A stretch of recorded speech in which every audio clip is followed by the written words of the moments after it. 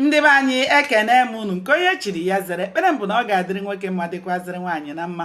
Anyị ga na-eje eje na-abata ngwa anyị ji eko agaghị akọ mụ na gị. Ụzọ anyị ga-abụ ụzọ mmiri nwanne m, ọ gaghị abụ ụzọ nkụ.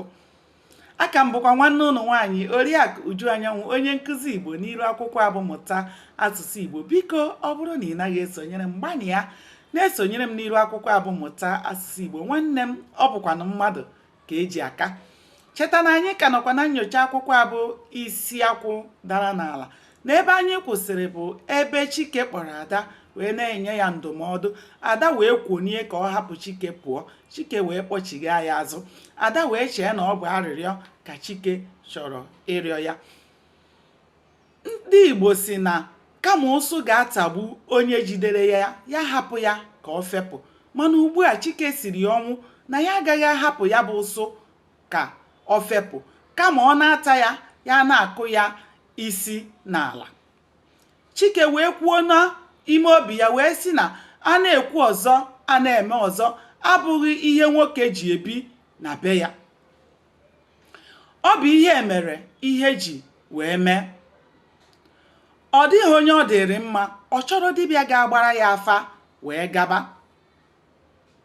Ụmụnne m, ọ bụghị na ehi agaghị ekotunwu onye nwe ya, kama ọ bụ ugwu ka ọ na-akwanyere onye nwe ya wee jiri nwayọọ wee na-aba na nkwu ebe ọ na-anọ. Ụmụnne m, naanị ka Chike ka udo wee chịa mere Chike ji anata mkparị niile a n'ebe nwaanyị o ji ego ya nụ. Chike ma mgbe nke a na-eme, Ada na-echezi ihe mere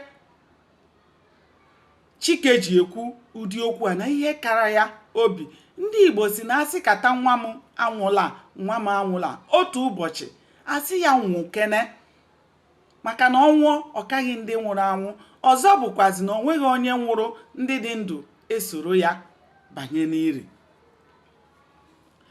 Mgbe ihe ndị a na-eme, Ada ka na-ene Chike na-eche n'ime obi ya ihe bụ ihe kara Chike obi. O ji wee guzo n'ihu ya wee na-agwa ya ụdị okwu a ọ na-agwa ya na-atụghị egwu.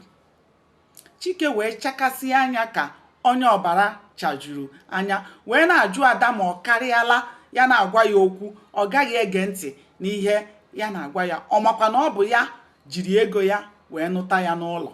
Ọ dị ka ego a o nwere abaana ya n'isi. O wee chee na ya bụ Ada bụ nwaanyị ga-aghọzi nwoke maka ihi na ọ kpatara ego. Egwu wee bịa Ada wee kpọghepụ ụzọ wee kwaa ụzọ ihe ọ kwara wee mabiga ezi. Nke na onye nwe ụlọ ebe ha bi pụtara nye anya ka ọ mara ma akwakapụrụ ụzọ akwakapụ.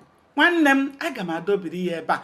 Ụbọchị nta ka anyị chụọ n'Owere Nchi. Biko na-esonyere m ka anyị chọpụta ihe mere n'ime akwụkwọ abụ isi akwụ dara n'ala. Aka m bụkwa nwanne unu nwaanyị Oriakụ Uju Anyanwụ, onye nkụzi Igbo. Ndewonu, ka o mesịa.